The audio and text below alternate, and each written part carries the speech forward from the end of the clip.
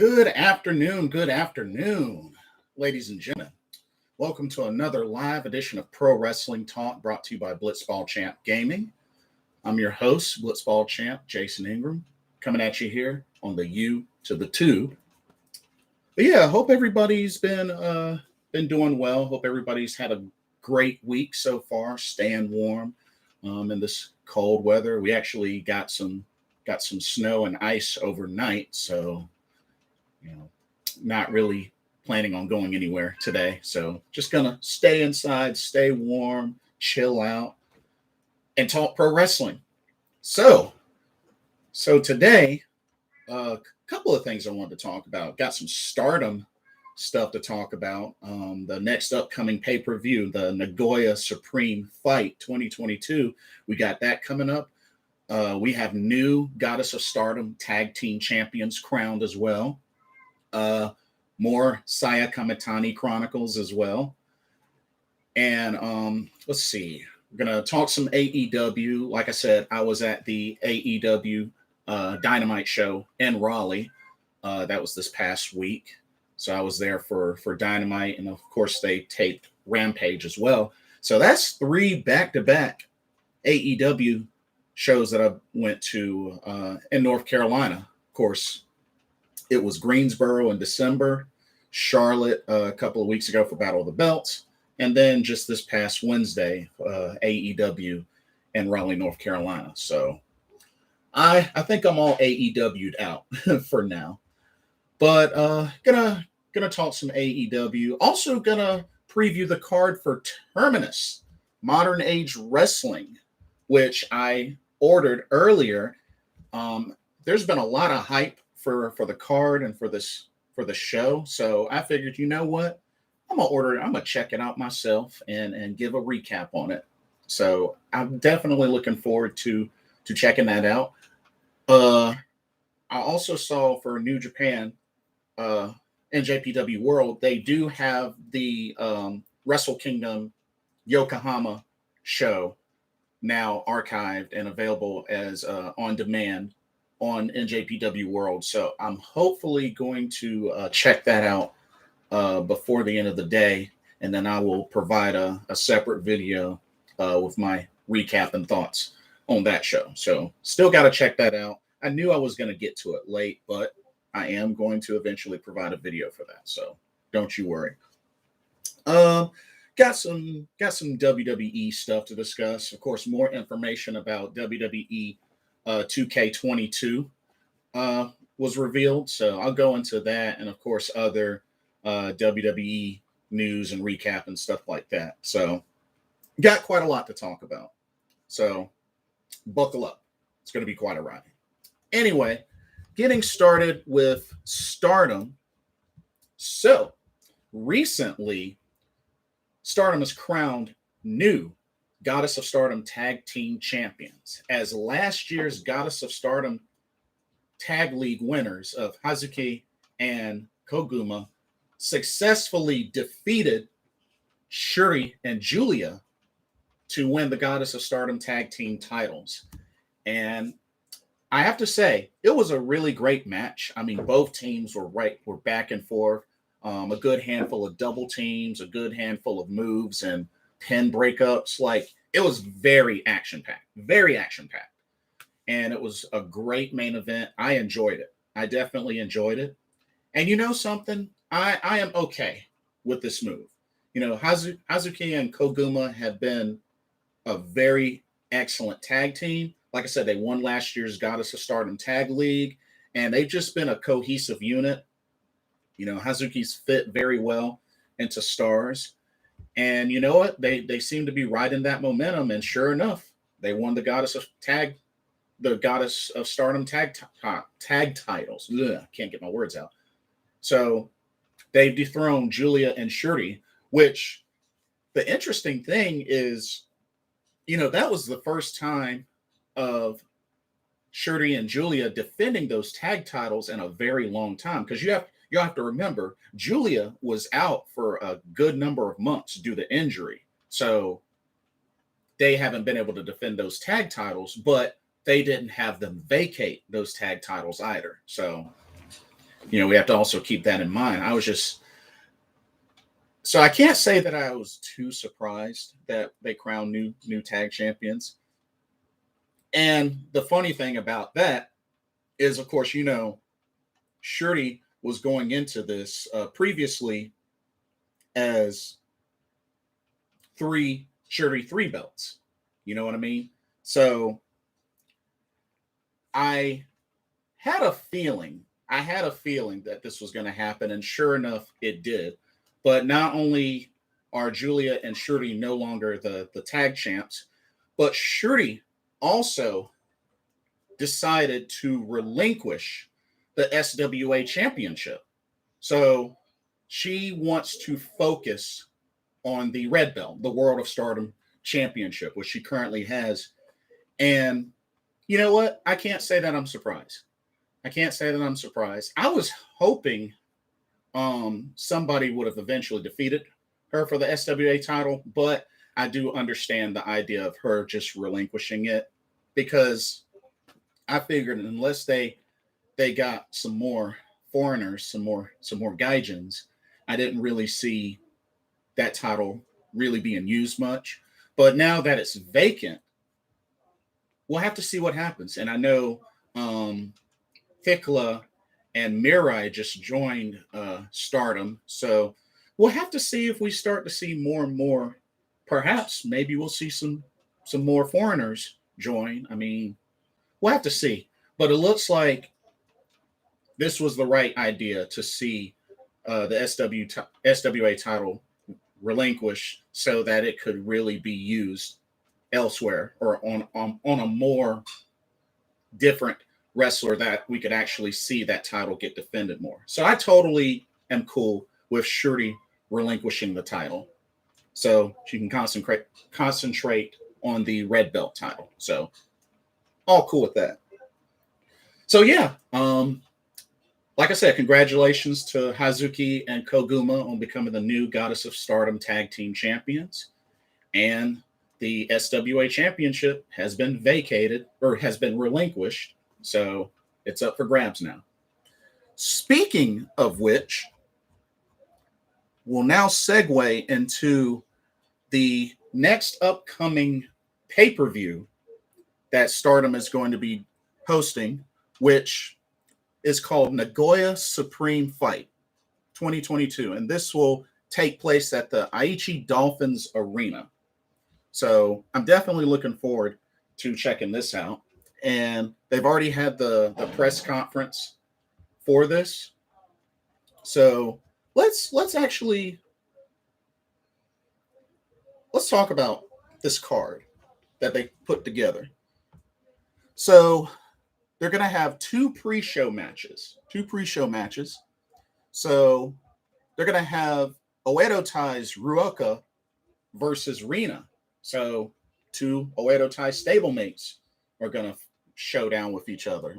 Didn't really expect this to happen, but Rina and Ruoka of Oedo Tai are gonna face each other. So that could probably go anyway. The other pre-show matches, it's a 6-woman tag team match, which puts Momo Kohgo, who's another new member to the Stardom roster. She'll be teaming up with Cosmic Angels Mai Sakurai and Waka Tsukiyama, and they'll be taking on Oedo Tai's Fukigen Death, Starlight Kid, and Saki Kashima. So get to see this Momo Kohgo in action. I know that she recently made her announcement of coming to Stardom and was looking forward to growing in Stardom. And then, of course, Unagi Sayaka, challenged her to be pretty much like one of her introductory matches and whatnot. So it's good to see that this new member, or not new member, but this new wrestler on the roster, because I don't believe she's assigned to a faction yet. We'll get to see what she's all about. So I'm looking forward to that. Should be good. And then we have the Future of Stardom Championship on the line, as Hanan will be making, I believe this is her first defense. Yeah, her first defense. She'll be defending against Lady C, newest member of Queen's Quest, Lady C. So that should be a good match. But lately, Hanan has been on a roll since winning that Future of Stardom Championship. She's been looking pretty strong. And you know what? I'm looking forward to this match. We'll have to see how far along these two ladies have come to this point, especially now with Hanan being a champion. So this should be a good match. I'm actually looking forward to this match. Hanan and Lady C. This should be good. You know, new beginnings for both ladies. Hanan is finally a champion. Lady C is with a faction now, Queen's Quest. So we'll have to see how this goes. Have to see how this goes. I'm looking forward to it. And speaking of the SWA title, it'll be up for grabs as Mina Shirakawa of Cosmic Angels will go up against Thikla of Donna Del Mundo, one of the newest members of Donna Del Mundo. So I'm actually looking forward to this. We're going to see the SWA title on the line between these two ladies. And you know what? It's an interesting matchup. It's definitely an interesting matchup. And, you know, we have to remember, Mina Shirakawa was a former Artist of Stardom Trios champion and a former Future of Stardom champion. So it'll be interesting to see what she brings to this match. Because Thikla, she's going to be hard to beat. She's going to be hard to beat. And, you know, so far since I've seen her in action, she has been really good. So this should be a hard-hitting match. But looking forward to it. We also have a singles match between Queen's Quest's new leader, Utami Hayashishita, going up against their former leader, now turned to Oedo Tai, the Black Peach, Momo Watanabe. Something tells me this is probably going to end in a draw. I have a feeling this is going to end in a draw. But this should be a very intense, heated match. I expect that to happen, but I got a feeling it's gonna turn into a draw. But we'll see. We still got a little bit of time. She's still got, you know, a week or two before the show, so we'll have to see how this storyline intensifies. But it should be good. Should be really, really good. And then Hazuki and Koguma will be making their first defense of the Goddess of Stardom tag team titles against Donna Del Mundo's Micah and Himeka. So this should be a really good first defense for Koguma and Hazuki of Stars. Should be really good. I'm looking forward to this match. And yeah, two really great teams, you know, four beautiful, awesome ladies. So definitely looking forward to that match. That should be good. And then Saya Kamitani, the new Wonder of Stardom champion, will be making her first title defense against Cosmic Angels Unagi Sayaka. And you know what? I'm going to really be keeping an eye on Unagi Sayaka. I really want to see, like, how good and just how much she'll bring into this match. You know, Saya Kamitani has been on a roll. I know she recently took a pin, which, you know, was kind of ridiculous. But, you know, aside of that, Saya Kamitani's been on a roll. You know, she's pretty much, in a way, coasted to that Wonder of Stardom championship victory. So, really looking forward to her first title defense. Should be good. Should be really, really good. We also have, this is a pretty interesting match coming up with, you know, some stipulations. So, there's a triple threat. There's a three-way match for the right to challenge the World of Stardom champion. So this is going to have Mayu Iwatani from Stars versus Tam Nakano of Cosmic Angels versus Julia of Donna Del Mundo. So we got three leaders of three different factions going at it in this triple threat. So the way this will work is, I guess, kind of sort of like, in a way, an elimination style of some sort, or at least that's what I'm thinking. But it looks like whoever wins the initial match, the winner will leave the match, and then the two losers will go against each other, and then whoever is the winner of that is the second competitor. So the way it works, there are going to be two World of Stardom Championship matches, one on March 26th and one on March 27th at the Ryogoku Sumo Hall. So in this triple threat match, the first winner, the one that gets the pin, submission, whatever first, will get the title shot on March 26th. Now, when the two losers face each other, the winner of that match will get the title shot on March 27th. So, very, very interesting setup for this. But one way or another, two out of these three ladies are going to get a World of Stardom title shot in March. It's just a matter of whoever wins first gets the first shot. Whoever wins second gets the second shot. And whoever the third is, they get nothing. So, but yeah, it's a pretty interesting setup, but it makes sense. It makes sense to do something like this. So, two of these ladies are going to get a future World of Stardom championship opportunity in March. And then we have the main event, which Shita will be making her first defense of the World of Stardom Championship against fellow Donna Del Mondo's new stablemate, Mirai. This should be good. This should be really good. I look forward to this match. I think this will be a very great and interesting first defense for Shita. You know, Shita has had an excellent 2021, and I look forward to see how her championship run will be as we are now in 2022. So it's looking like a great card. It's looking like a great card. I'm looking so forward to Nagoya Supreme Fight 2022. And this will be on January 29th, which I believe is a Saturday. If I remember correctly. Yeah, it's a Saturday. It's the last Saturday in January. So definitely looking forward to that.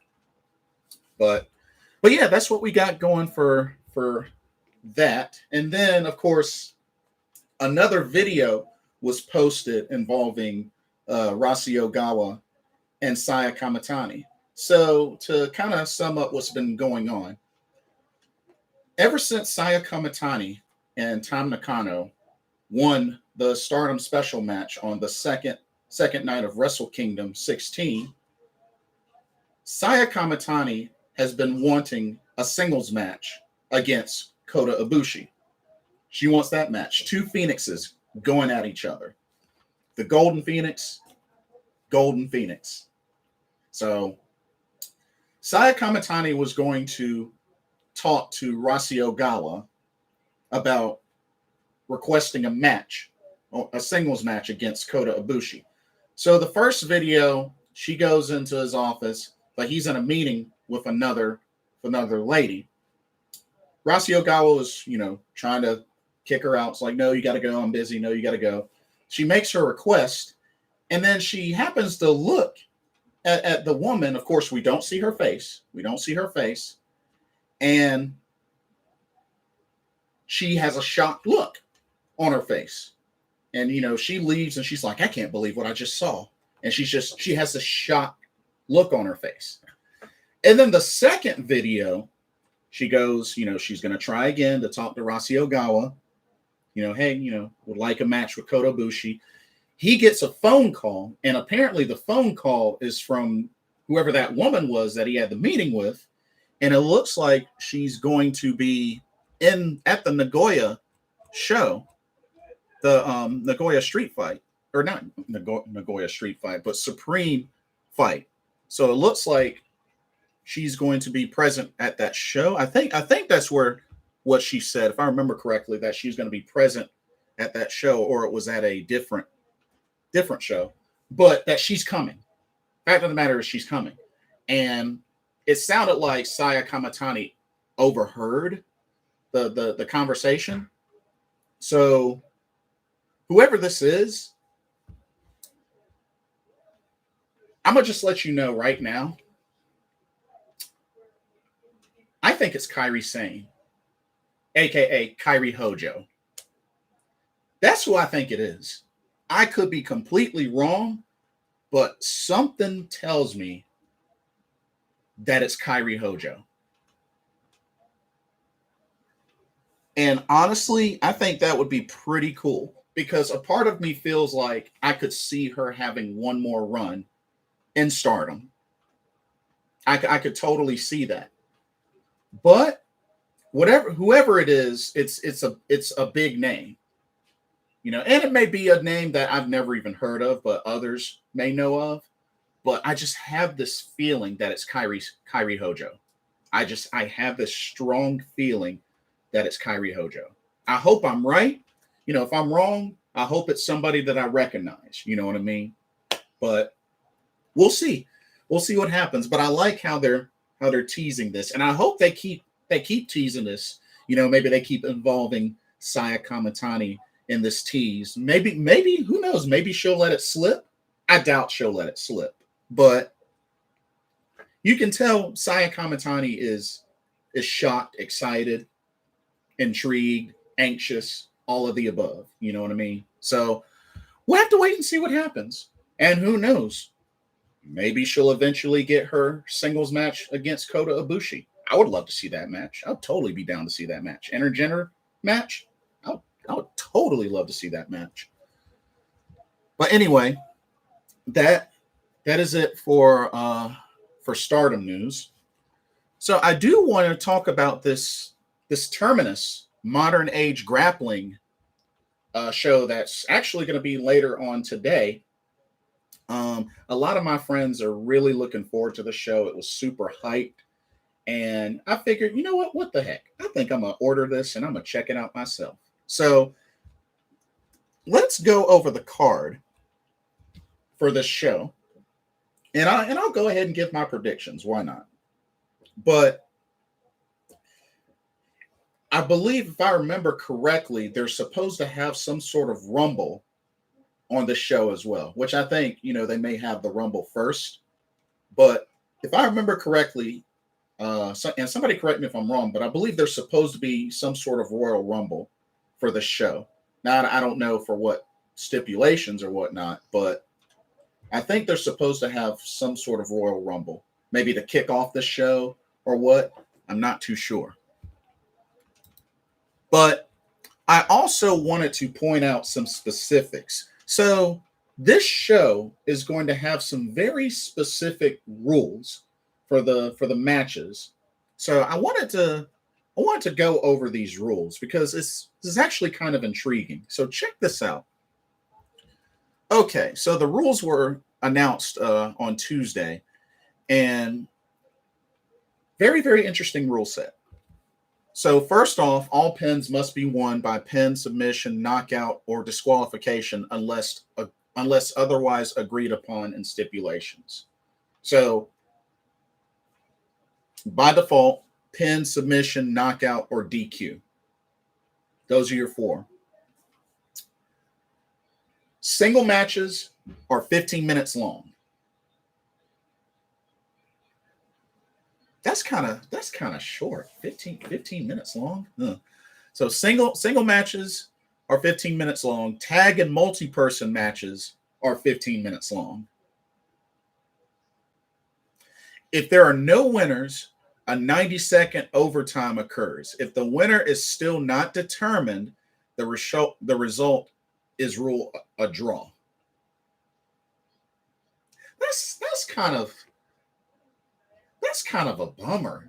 15-minute matches? I mean, I guess that's kind of normal. I mean, nowadays, if a match makes it past the 10-minute mark, it's usually considered great or impressive. But I don't know. I guess, you know, I think about like most WWE matches, like on a Raw or a dark show or, you know, something like that. And typically most of them don't even come close to 10 minutes. So I don't know, to see that these matches are 15 minutes long. It just, I don't know. Now, championship matches are 20 minutes. Okay, so that's a little better, but so all matches are 15 minutes except championship matches. Championship matches are 20 minutes. Disqualification occurs if a wrestler earns 2 technical fouls, uses a foreign object, or there is outside interference. So 3 ways a disqualification can happen. So 2 technical fouls, uses a foreign object or a weapon, or there's outside interference. Now, here are the technical fouls, which are given by the referee. So these are the technical fouls. Throwing an opponent over the top rope. Wow. Really? Throwing somebody over the top rope is a technical foul? Wow. Okay, I've never heard of a rule like that before. Oh my goodness gracious. So throwing them over the top, like Royal Rumble elimination style, throwing them over the top rope, that's a technical foul.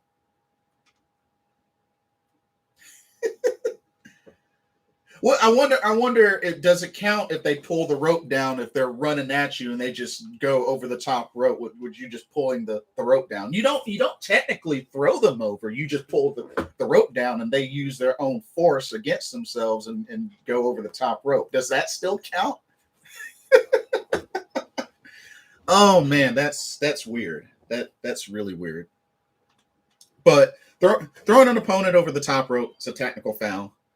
10-second top rope count. So if you're on the top rope for 10 seconds, that's a foul.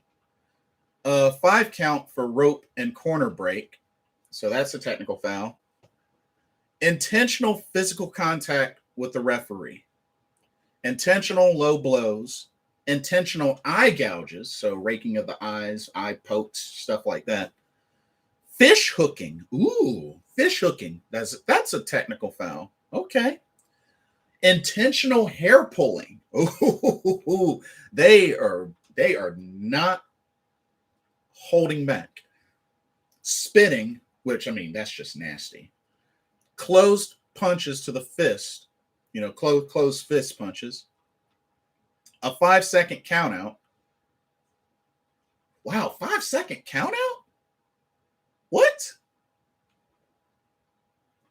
Well, I guess if it's a technical foul of throwing somebody over the top rope onto the outside, I mean, I guess having a technical foul of a 5-second count out, well, I guess that encourages, keep it in the ring. So I guess that's fair.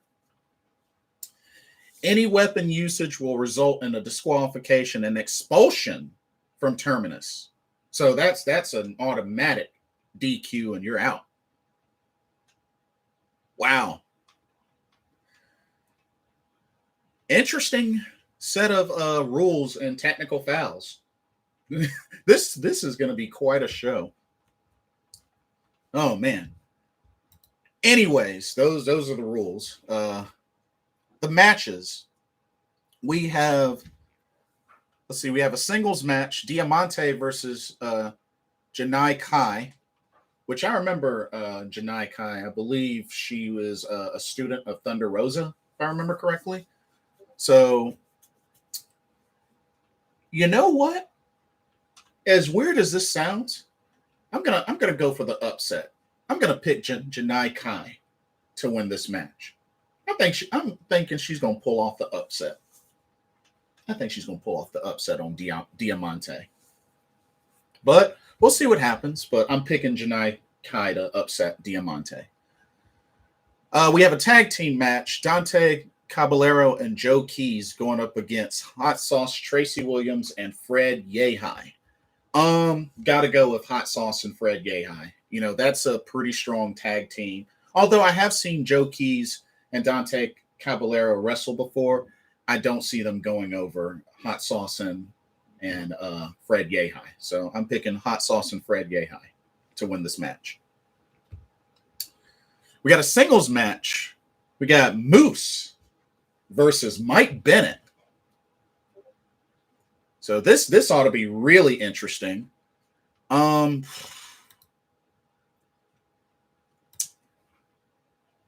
very curious to see how this goes, but I am picking Moose to win.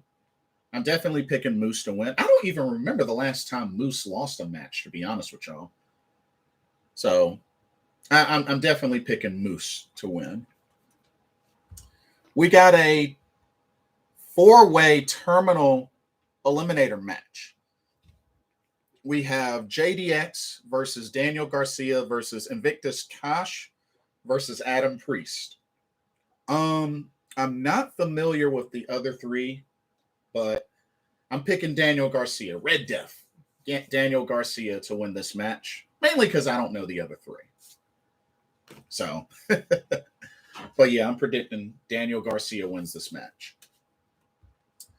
We have the Impact Digital Media Championship on the line as Jordynne Grace will defend against Kiera Hogan. Now, this is a championship match, so this is one of those 20-minute matches. But I think Jordynne Grace wins this match. You know, should be good. I like both ladies, but I'm picking Jordynne Grace to retain. We also have another singles match. We have Tiger Style, Lee Moriarty taking on Jay Lethal. I have a feeling this match is going to be an instant classic. Despite it being a regular match, I wish it would go longer than 15 minutes, but I think it'll be a great match. But I'm picking Jay Lethal to win. But I would not be mad if Lee Moriarty pulled off the upset. I would not be mad at all. But I'm picking Jay Lethal to win this match.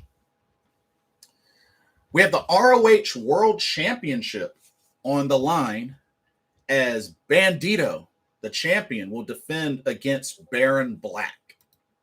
Now, I'm a big fan of Bandito. I've gotten a chance to watch Bandito wrestle live many times, ROH and also the Crockett Cup as well. Bandito's a great wrestler. And I'm really looking forward to this match. And of course, Baron Black, he's been wrestling a lot with AEW on Dark and Dark Elevation. So Baron Black has really gotten a lot of action in. But I think Bandito will retain the title. I see him retaining the ROH World Championship. And then we have, looks like the main event, which I assume this is the main event, will be a pure rules match for the ROH Original World Championship, as the champion, Jonathan Gresham, will defend against Josh Alexander. Wow. This should be an excellent match, an instant classic. And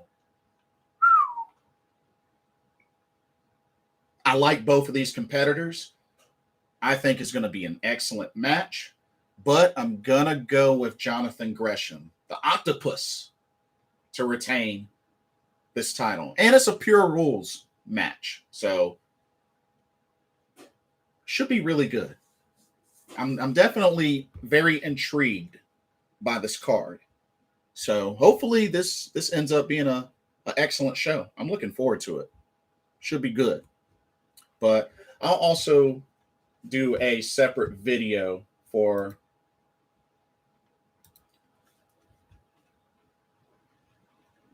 this once I watch the show, and I'll do a recap video.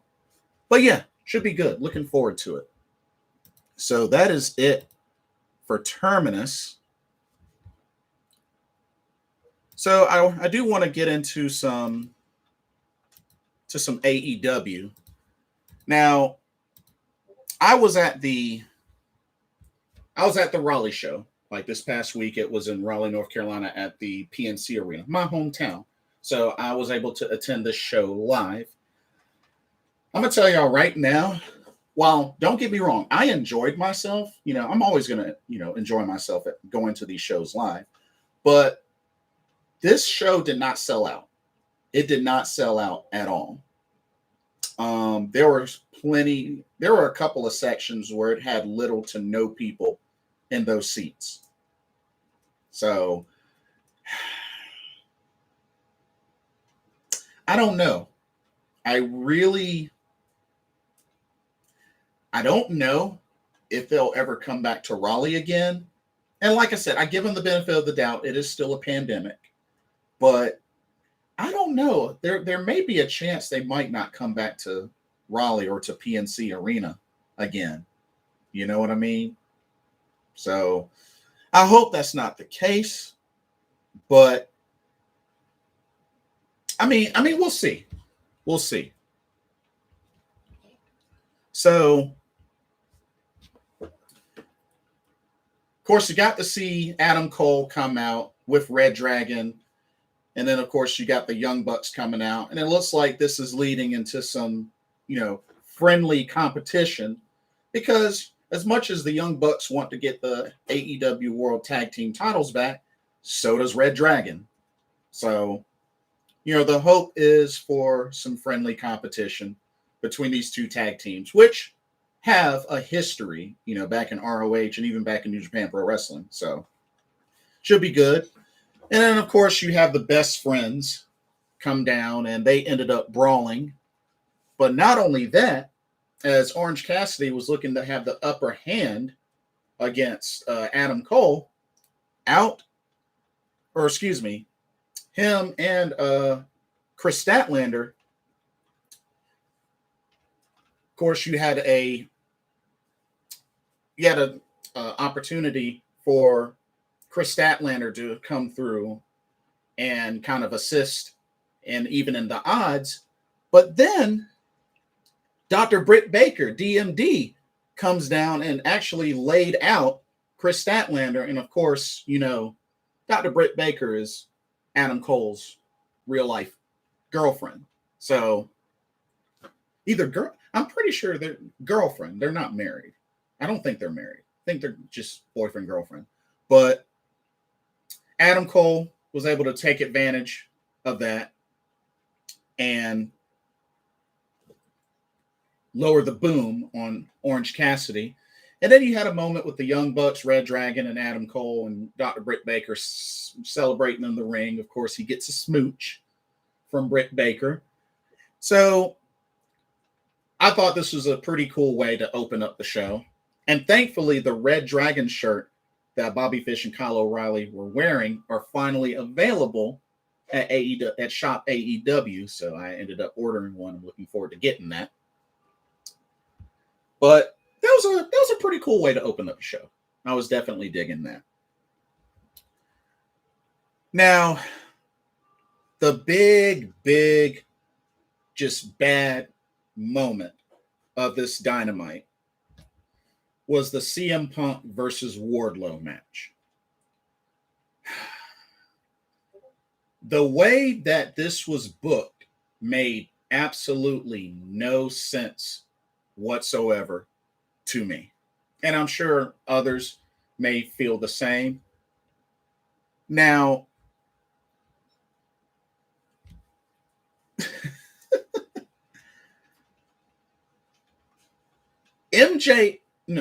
Wardlow, of course, MJF was ringside. Wardlow succeeds in powerbombing CM Punk 9 total times.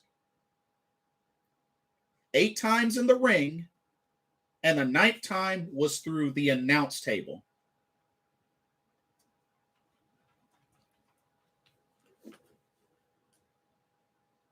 Now, of course, MJF kept demanding for more, that Wardlow just keep doing damage, powerbombing him, the whole powerbomb symphony. That's how Wardlow has been finishing matches lately, is with the powerbomb symphony. So CM Punk is brought back into the ring for Wardlow to give another powerbomb. And CM Punk was able to catch Wardlow with a small package and gets the 1-2-3 and defeats Wardlow. After taking 9 power bombs, all in the same match, which I'm surprised the 9th power bomb through the announce table, I don't see how that wasn't deemed a DQ. Because, the referee clearly saw that happen. And yet CM Punk still gets the victory. If this is not enough evidence to conclude that Wardlow has been weakened, and that his finisher is now weak, the Powerbomb Symphony, it's weak now. It's weak.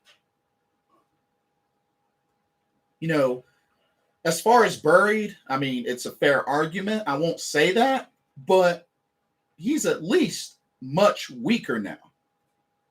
CM Punk shouldn't have even been able to move after those 9 power bombs. And he gets a small package roll-up victory.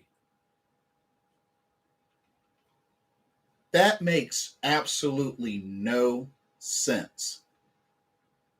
I could understand if maybe Wardlow did 2 power bombs and on a third one, CM Punk reversed. Okay. That's happened before and such. Okay. I get where they're going. But 9? 9. This many power bombs in one match, back to back to back to back. CM Punk got no offense in between each power bomb. And then just out of nowhere, he rolls up, small package, Wardlow gets the 1-2-3. You can't tell me that makes sense. If they were wanting to book CM Punk to win, okay, so be it. But that way, him winning that way, that makes no sense. That makes no sense. I'm sorry, but I now from this point on, unless something changes, Wardlow looks weak to me now. He's been weakened drastically now. Now, I know some people want to say, well, there's been many times where somebody's kicked out of a finisher. I understand that. They've kicked out of a finisher. A finisher. Now, I know usually Wardlow's finisher was the F10, but he hasn't been doing the F10 in a long while. He's been doing the Powerbomb Symphony.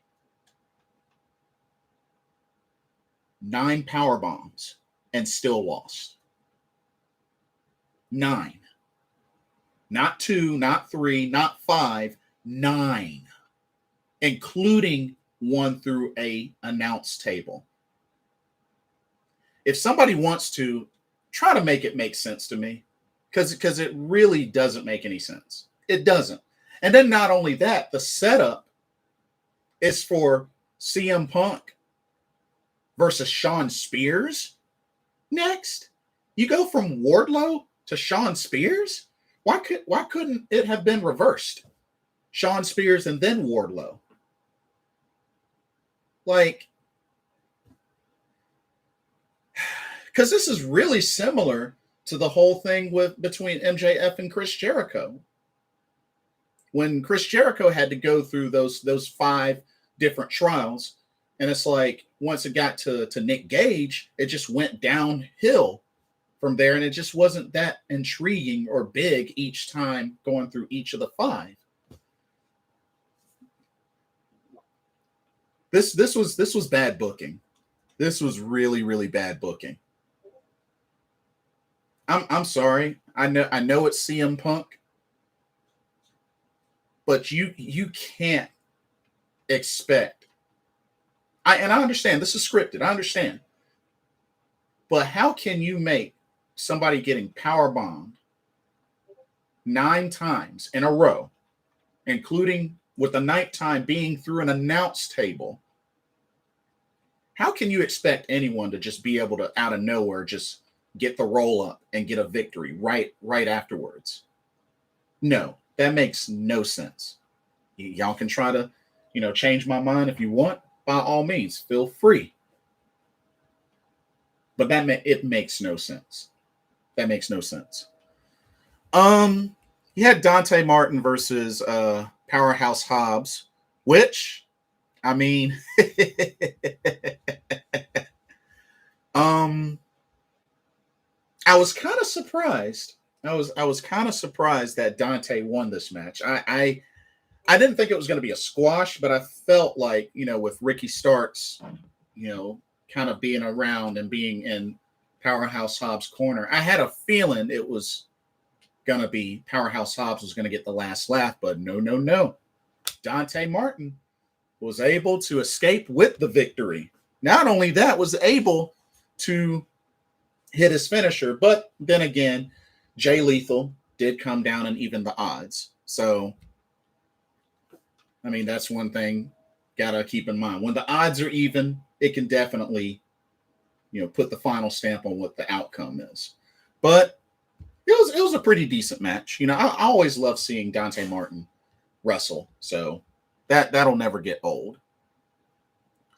But of course, you had a segment with Hangman Adam Page, the AEW World Champion, and of course Dan Lambert came out because, Hangman Adam Page is looking for new challengers. He successfully defended the title against the American Dragon Bryan Danielson, so now he's looking for new challengers.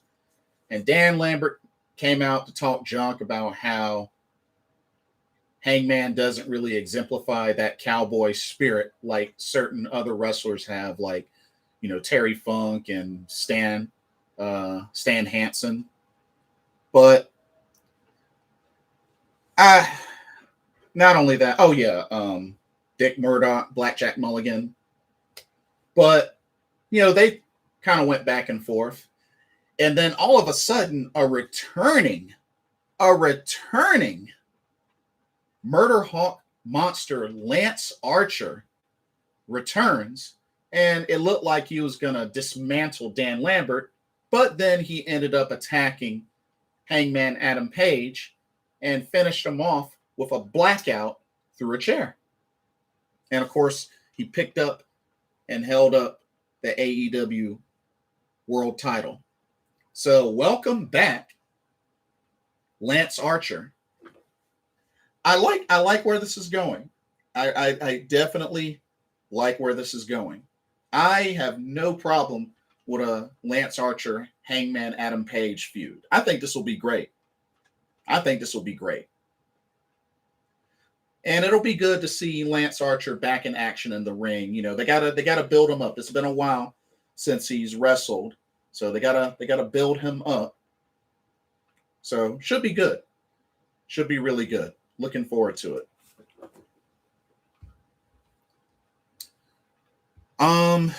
Let's see. Oh yeah, Hikaru Shita versus Serena Deeb, which I guess you could say was a squash because Shita came out, was doing her entrance. Serena Deeb took advantage of a sneak attack, taking out her knee, worked on it. Shita really didn't get any offense in, and Serena Deeb was able to finish her off with the Serenity Lock. And even though she didn't tap, the referee stopped the match. So remember, Shita did not tap. She did not tap. Serena kept slamming her knee into the mat, while she had her in the Serenity Lock, and the referee stopped the match. And Serena Deeb gets the victory. I believe they're 2-2 now. I think both ladies are 2-2.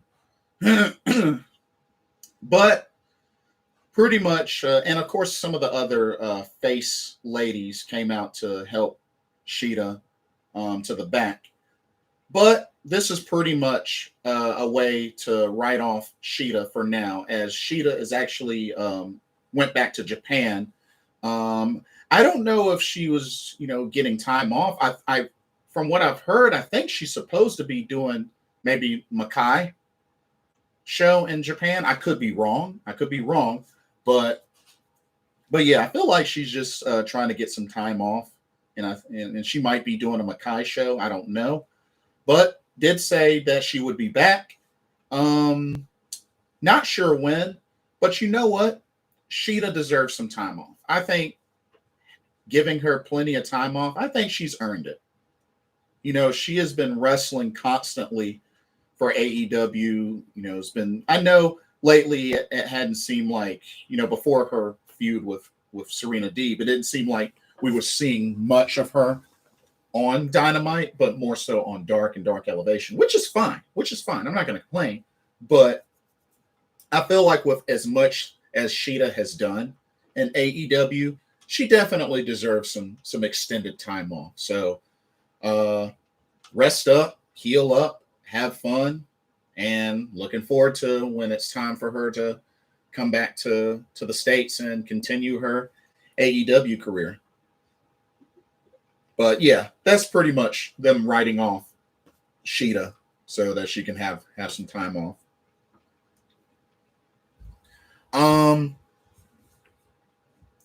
And then, of course, tag team title match was established for Rampage as Dark Order's John Silver and Alex Reynolds challenged for Jurassic Express tag titles, Jungle Boy, Luchasaurus. Now one of the big highlights of this Dynamite show. So we had Matt Hardy, North Carolina's own Matt Hardy, versus Penta El Cielo Miedo. And, I enjoyed this match. It was a very energetic, very charismatic match. And unfortunately, I was kind of hoping Matt Hardy would win because, it's in North Carolina. But Penta did get the victory after hitting the Fear Factor and pin Matt Hardy. But afterwards, it looks like, afterwards, Penta got on the mic, was talking about how he's going to teach Malachi Black some respect. And then sure enough, lights go off. Malachi Black shows up when the lights come back on. And, you had the others, the Varsity Blondes, come down to kind of help fight off Malachi Black. And then the lights go off again. And sure enough, he finally appears. And we now have our second member, well, I guess you could say first member of the House of Black and PWG Tag Team Champion with Malachi Black, Brody King. That's right. Brody King is all elite, and he is aligned with Malachi Black, and he cleared house. And stood strong with Malachi Black, his tag team partner. So I was very pumped. I was very hyped. I've seen Brody King wrestle live on a couple of different occasions back in ROH, and they even won the Crockett Cup. Him and PCO were former NWA tag team champions. They won the Crockett Cup. So, I've seen a good handful of Brody King. He's wrestled ROH, the Crockett Cup, New Japan Pro Wrestling. Like, Brody King, that dude is a beast. Not only that, very agile as well. Oh, he can move for a big guy. He's like, what, 6'6", about 270, 280? That's a big dude, and he can move. So yeah, Brody King. I can't wait till he makes his in-ring debut with AEW. I was so pumped to see Brody King because I had heard that he had signed with AEW, but we still weren't sure when he was finally going to appear. And sure enough, he appeared at AEW Dynamite in Raleigh, in my hometown. So really, really happy to see Brody King. We got the House of Black starting to grow strong with Malachi Black and Brody King. And like I said, they're both PWG tag team champions together. So, yeah, I can't wait to see Brody King in action more and more in AEW. I'm loving it. We had the Acclaimed versus Bear Country, which, I mean, it was all right. It was all right. I wasn't saying it was excellent or bad. It was all right. It was all right match. Of course, you know, the Acclaim, Smack Talk, and Darby Allin and Sting and all that jazz. And then, of course, even though the Acclaim did get the victory, they did get the victory, as they were making their way up the ramp, of course, Darby Allin and Sting show up, and they pretty much lay waste to the Acclaim. So, hey, you know, talk junk, that's what you get. But not a segment that really surprised me. You also had a very eerie video package from Pac I wanted to mention. You know, kind of had he was blindfolded because I know, you know, the last encounter was with Malachi Black when he spat the black mist in his face. It'll be interesting to see what happens when Pac returns. It looks like he's going to be feuding with the House of Black, but I'm going to tell you right now, don't be surprised if he eventually turns on Lucha Bros, because, you know, they are Death Triangle. The three of them together are Death Triangle. I would not be surprised if Pac turned on the Lucha Bros and joined the House of Black. Now, and I know a lot of people were saying perhaps possibly Julia Hart from the Varsity Blondes may join the House of Black. Maybe. But it would not surprise the mess out of me if they pulled a swerve and had Pac join the House of Black. I'm just saying. I could be wrong, but I got that feeling. We had the interim TNT championship on the line, which was pretty much the main event. Sammy Guevara, the champion, defended against Red Death Daniel Garcia. And this was a match that I definitely enjoyed. This was a really great match. And, you know, Chris Jericho and Eddie Kingston were at ringside for this match because, you know, Eddie Kingston really wants to get his hands on Daniel Garcia and the rest of 2.0. And of course, Chris Jericho, you know, is in Sammy Guevara's corner, being that inner circle. So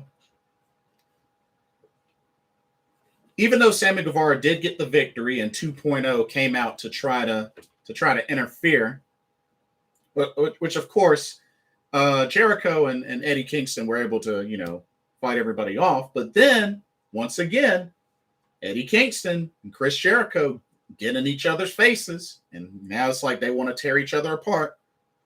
So I think it's only a matter of time before we see Jericho and Eddie Kingston square off and face each other in the ring, you know, to kind of deal with this animosity. But we'll have to see. It may take a little while, but I'm pretty sure we're gonna get those two in the ring together. It's bound to happen. It's definitely bound to happen. But for the most part, decent show. I had fun. Like I said, the only issue that I had was, you know, the short Shita Deeb match, but I understand why it was that way with what happened. I just wish it could have been a little longer. And the whole CM Punk Wardlow match was just, those were the big negative spots for me. But aside from that, I enjoyed myself. I definitely enjoyed myself. And then Rampage. So you had a couple of matches on Rampage. So you first had Trent Beretta from Best Friends going up against Adam Cole. And of course, Trent Beretta had Best Friends in his corner. Adam Cole had pretty much everybody in his corner. Brandon Cutler, the Young Bucks, Britt Baker, Red Dragon. He had everybody in his corner. It was crazy. But Trent Beretta, Adam Cole, great match. Definitely was loving it. You know, it was back and forth. Really good to see both get some great offense in. And I enjoyed it. I definitely enjoyed it. Of course, Adam Cole was able to get the final say so with a low blow on the Dude Buster, Trent Beretta, and was able to lower the boom to get the victory. But it was definitely back and forth. I thought it was cool how Trent Beretta reversed a Panama Sunrise right into the Strong Zero. I thought that was really cool. But yeah, this was a good opening match, very intense, back and forth. I like both of these guys.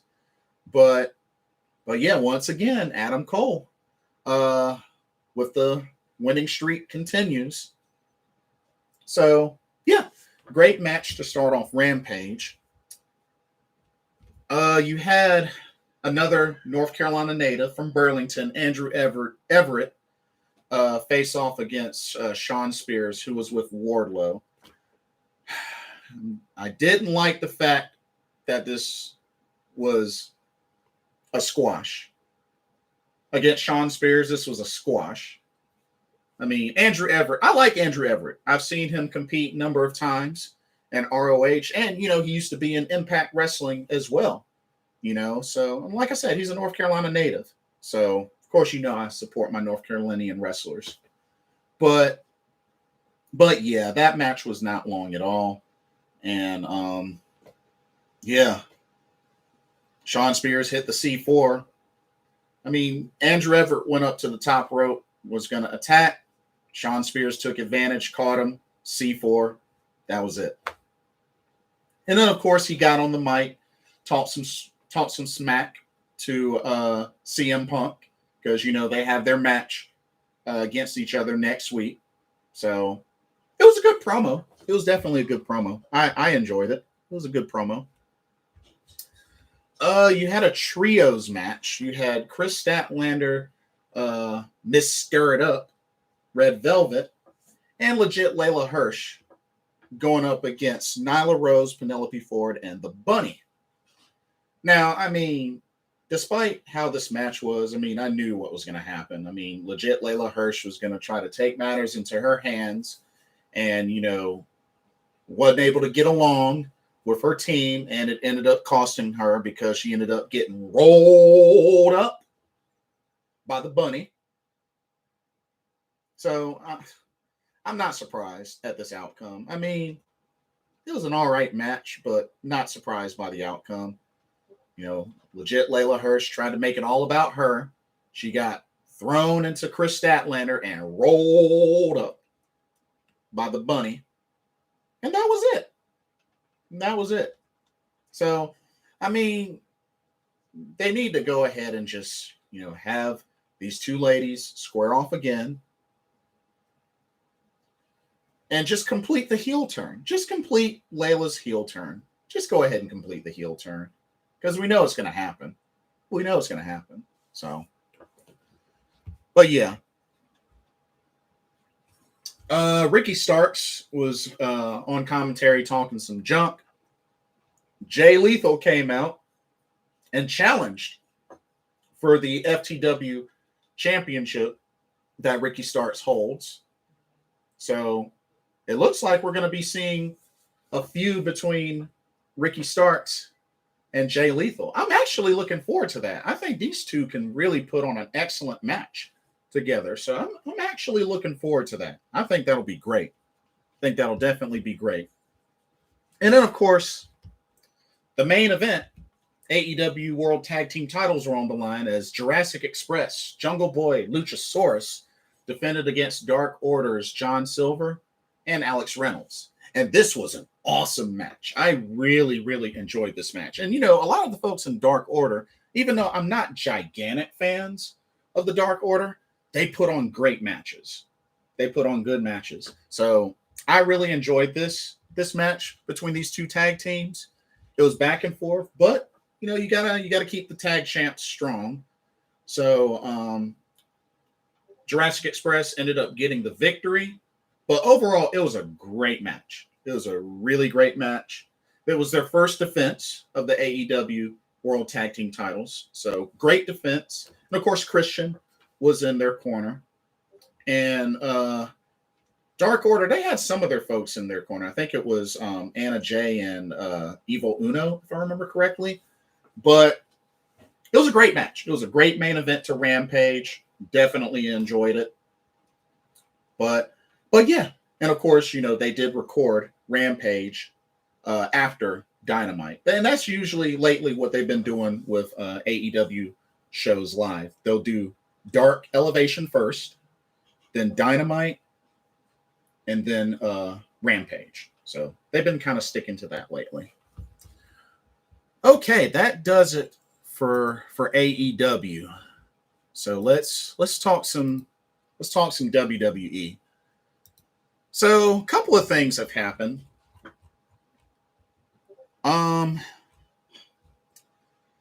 Just a few things that stuck out to me. One, we have new Raw Tag Team Champions as Alpha Academy defeated RK Bro on Raw for the tag titles. Honestly, I was kind of surprised. I did not think they would pull that trigger on an episode of Raw. I would have thought they would have saved it maybe for Royal Rumble, but they pulled the trigger on Raw. So now it makes me wonder, okay, are they going to finally split up RK Bro?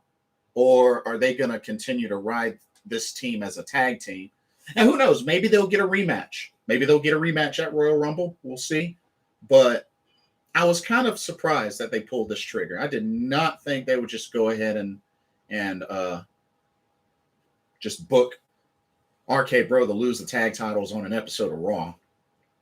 So it is what it is. I didn't see that coming. Thought it was kind of weird.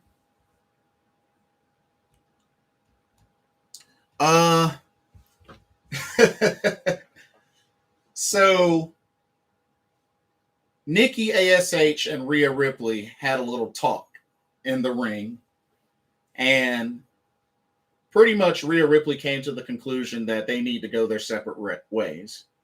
Nikki wasn't really a fan of it, but Rhea Ripley assured that they're friends and everything is cool. They hugged it out, and then Nikki attacked Rhea Ripley.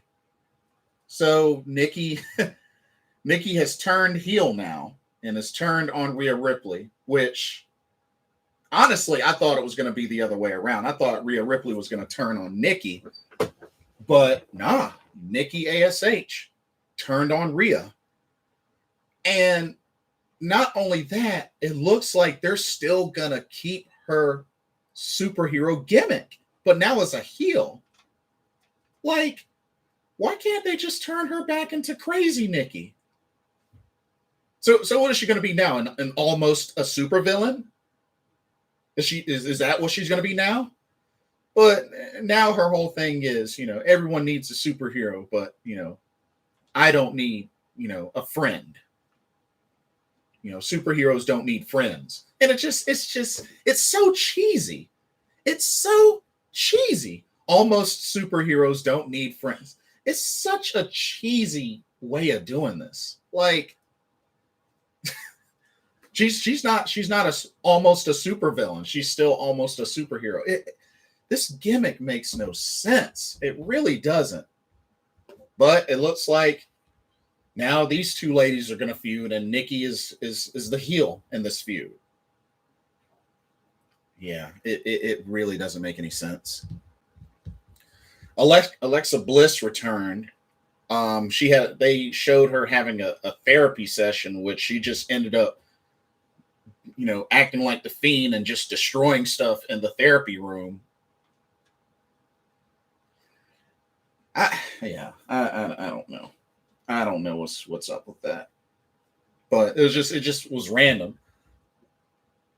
It was all hyping up Alexa Bliss returning to Raw just to have them show her in a therapy session destroying stuff.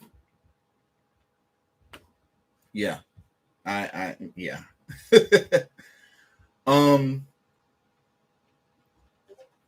And then one of the other things you had, so we now have a new number one contender for Becky Lynch's Raw Women's Championship. So there was a fatal four-way, or excuse me, three-way. There's a triple threat. Doudrop versus Bianca Belair versus Liv Morgan. Doudrop ended up winning, and she is now the new number one contender and will face Becky Lynch for the Raw Women's title at the Royal Rumble. So, with that being said, it looks like Doudrop won't be in the Royal Rumble since she's getting her title shot. I mean, unless they do it where they have her title shot before the Women's Royal Rumble, and then if she loses, then she can be in the Royal Rumble. I guess that's how that'll happen. Because they did the same thing with Becky Lynch when she lost to Asuka for the SmackDown Women's title, but well, then again, she replaced Lana. So, okay, I take that back. That's not exactly the same thing. So, yeah, Lana was replaced. So, because she was supposed to be number 30. So, okay, fair enough. But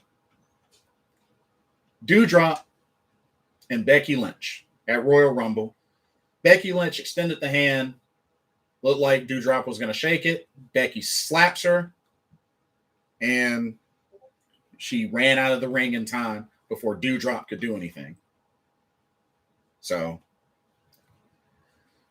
which, I mean, I don't know how in the world she was thinking she was going to hit her with a manhandle slam, but I guess she had to try. She tried to pull a fast one, but she was able to get away in time. But, or actually, no. She actually got tossed out. So she went for the manhandle slam, and Doudrop ended up tossing her out. So she didn't get hurt or anything, but she got tossed out as a counter of the manhandle slam. But yeah, that's your new number one contender, Doudrop. Interesting.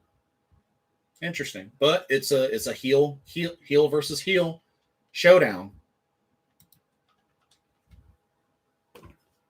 I mean, I guess I'm okay with that. Anyway, NXT 2.0. I mean, not really much of anything happened that really stuck out to me, other than we had the showdown between Santos Escobar and Zion Quinn, which whoever the winner was, Elektra Lopez was going to go with. And it looked like Elektra Lopez was going to, favor Zion Quinn, but she stuck with La Familia and gave Zion Quinn a low blow. Santos Escobar finished him off with a Phantom Driver, and Elektra Lopez stays loyal to the Familia. Nice little swerve, but I'm cool with it. I'm definitely cool with it. And that's actually Zion Quinn's first loss in NXT. If I remember correctly, that's his first loss. So yeah.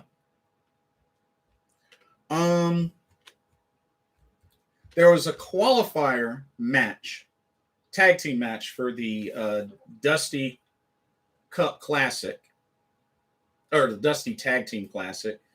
It was Joe Gacy and Harlan versus Idris Enofe and Malik Blade, but this is so weird. So Harlan ignored the referee's 5 count and got him and Joe Gacy disqualified. Therefore, Idris and Malik qualify for the Dusty Tag Team Classic.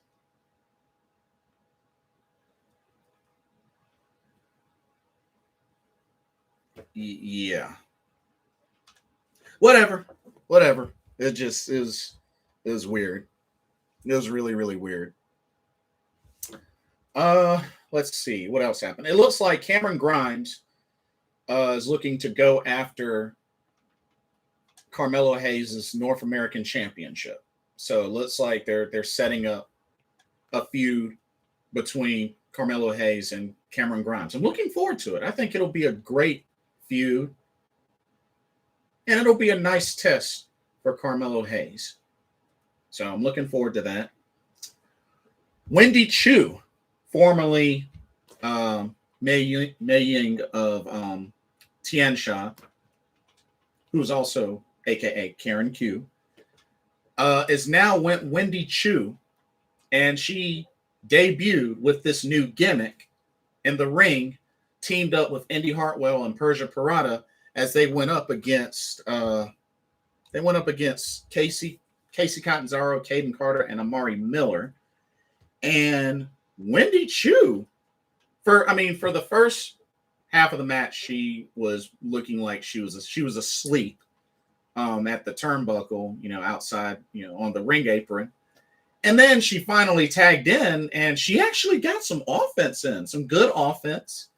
And yeah, it was just crazy to see her go in the ring. And I guess the whole idea is she's asleep until she's called into action, and then Wendy Chu wrestles. I'm not a big fan of this gimmick at all, but yeah, Wendy Chu in this tag team, in this trios match, gets the victory. So it's weird. It's a really weird, lame gimmick, but that team was victorious. So we'll have to see what they do with that, but I think it's a weird gimmick. They had the crowbar on a pole match.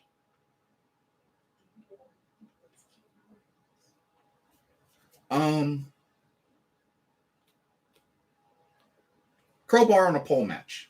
Tony D'Angelo, Pete Dunne. You know what? I agree with the booking of this. Tony D'Angelo got the victory, was able to use the crowbar on Pete Dunne. I think this was the right call for sure. I definitely think this was the right call. And I have a feeling that this rivalry isn't over. I don't think it's over yet. But I was okay with the match. I was definitely okay with the match. Got to see the crowbar used well. So hey, I can't complain too much about that match. We did have Grayson Waller versus AJ Styles, so that did happen, and it was a great match. It was definitely a great match, and of course, AJ Styles was able to get the victory, phenomenal forearm, and not only that, LA Knight returned. He returned, and he was embraced, shook hands with AJ Styles. And yeah, because you got to remember, Grayson Waller was the last person that took out LA Knight. And that's why we haven't seen LA Knight in a while. So, of course, LA Knight came out, took care of Grayson Waller, had a moment with AJ Styles, and it looks like AJ Styles, LA Knight, standing tall, his faces in the NXT ring. So, hey, it makes me wonder, is AJ Styles going to be full-time on NXT, or is he going to be back and forth between NXT and Raw? Like, I'm curious. I'm definitely curious. But I'm looking forward to seeing what they do with AJ Styles. So should be interesting. Should be really interesting. But anyway, NXT UK. NXT UK was all right. They had another tag team semifinal match. It was Tillman and Rohan Raja and Jack Stars and Dave Mastiff, which Jack Stars and Dave Mastiff got the victory. Of course, Gallus came to kind of even out the odds because, Tillman had his group with him that involved Charlie Dempsey. So, but yeah, Gallus came out to kind of even the odds. And yeah, it was mainly Mark Coffey and Wolfgang. But Jack Stars and Dave Mastiff were able to get the victory. So it looks like they're one of the finalists for the tag team eliminator tournament, which is to determine the number one contender to the NXT UK tag team titles currently held by Mustache Mountain. You also had Amale versus Stevie Turner. Pretty decent match. Amale got the victory.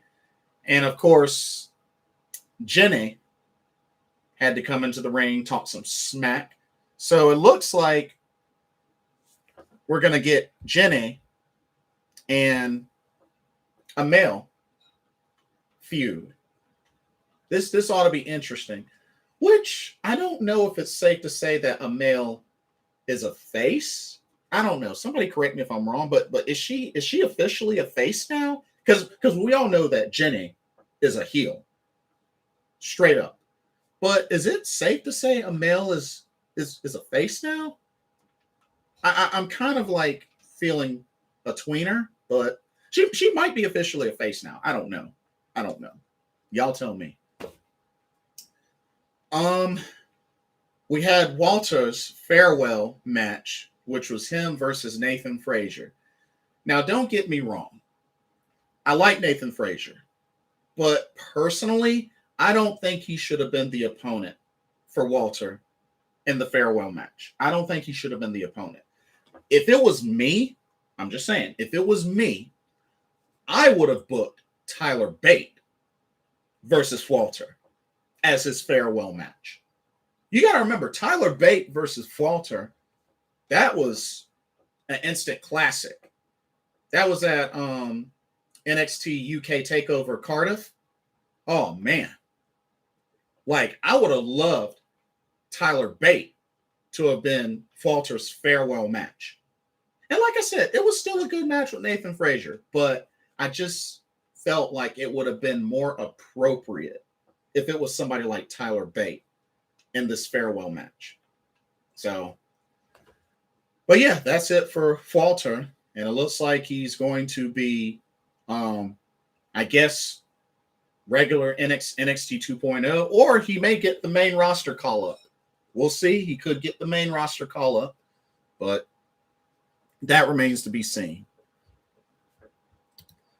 And then SmackDown, which I had to go back and look at highlights because I was out with dinner with friends, so I didn't catch SmackDown. So I've only looked at highlights, but looks like we got new number one contenders for the SmackDown tag team titles in the form of the Viking Raiders. They apparently won a fatal four-way match to determine number one contenders. So I'm guessing they're going to get their titles. Maybe they're going to get their tag title shot either next week or maybe at Royal Rumble. I'm thinking maybe, but I'd be down for that if they got their tag title shot at Royal Rumble. Aaliyah defeats Natalya in 3.2 seconds. So they had Natalya beat up on Aaliyah before the bell. And then bell rings, bam, she gets rolled up for the 1, 2, 3 and loses in 3.2 seconds.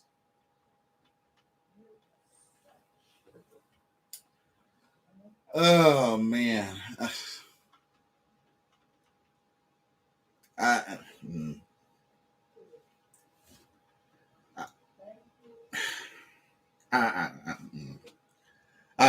don't know. I don't know what to say to that. Just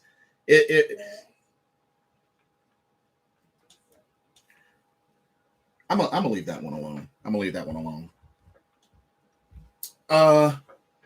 We had a segment with Charlotte and Lita that I did not see coming.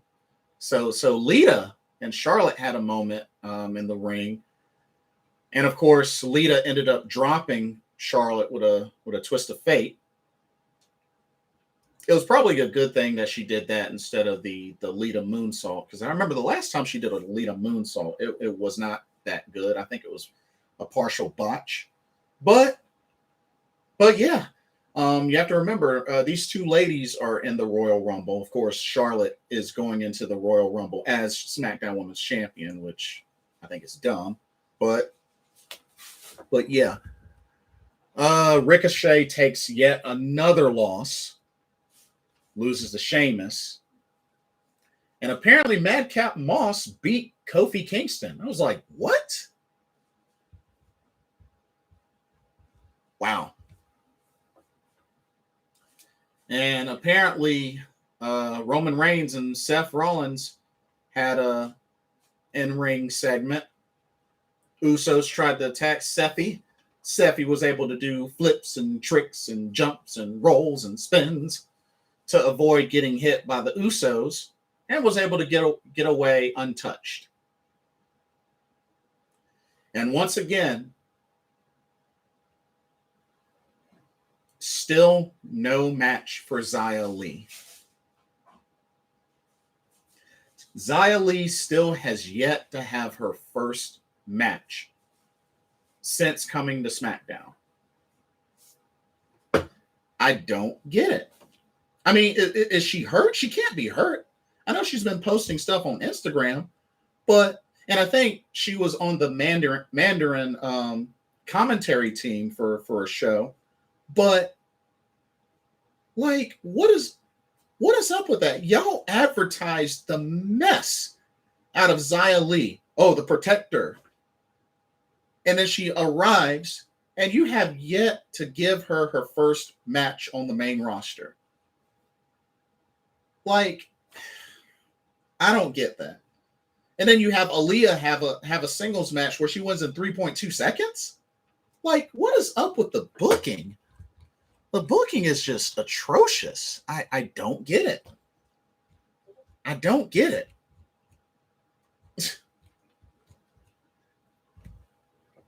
Yeah. Typical WWE.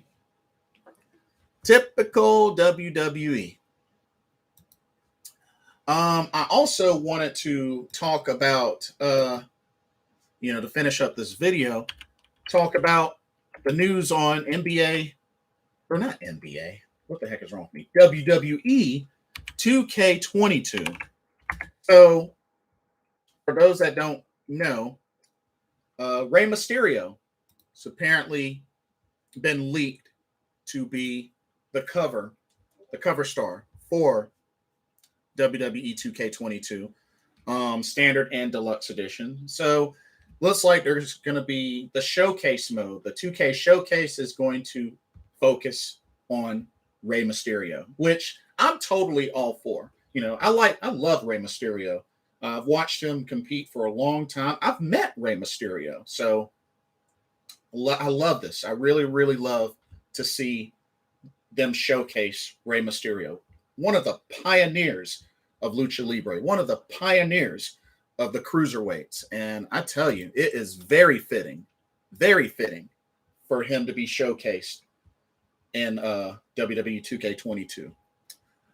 Also, the word is that pre-order bonus is will give you 3 days early access, and you unlock the Undertaker Immortal Pack, which I believe is going to have a couple of different versions of the Undertaker playable. There's also going to be a My Faction mode where I guess you can use you can purchase, like, I guess, player cards of the different superstars and perks and stuff like that, and you're gonna be able to use like virtual currency. That's what you use the virtual currency for. So pretty much like Ultimate Madden, like the Madden team mode in the Madden video games, where you can purchase the player packs and build up your ultimate team. So that's what this kind of makes me think of. But I don't really see myself using that mode personally. So and I play Madden, but that ultimate team mode I really don't use. I really don't care. Also, the word is that The season pass may throw in some, not only some extra wrestlers, but also some extra match types, which I think would be pretty neat. But looks like they're bringing back the my universe mode, my GM mode, and I have to say that the graphics and animations, like especially since this will be on Series X and PS5, they look amazing. Like the entrances and the way the wrestlers look and everything, it looks awesome. And word is like the gameplay is actually good. So I don't know, y'all. Maybe them taking a year off ended up being a blessing in disguise.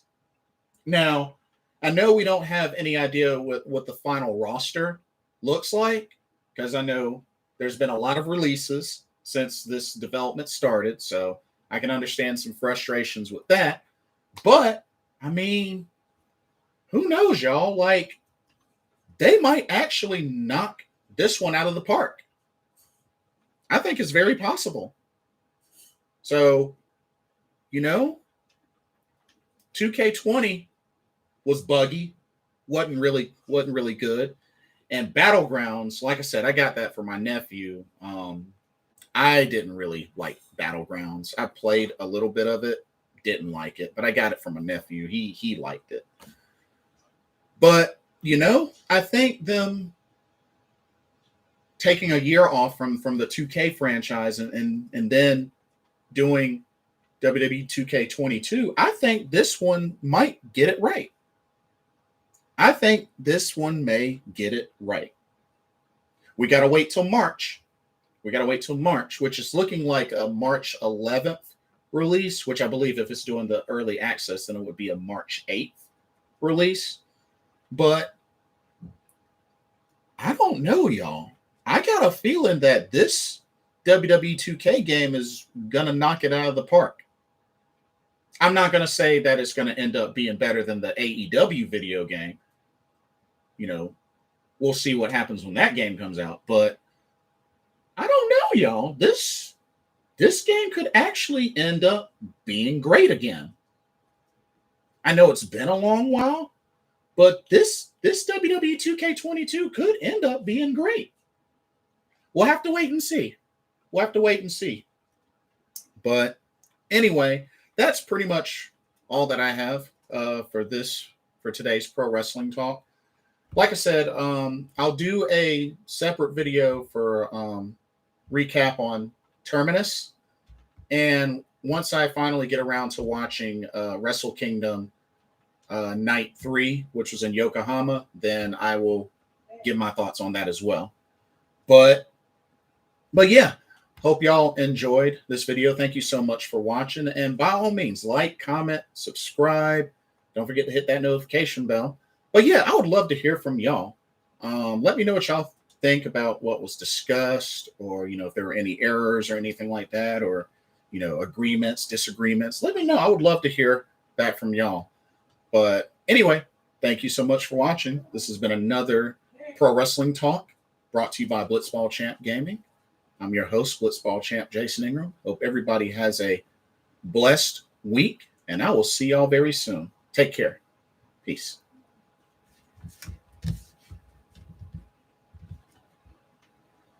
Bye.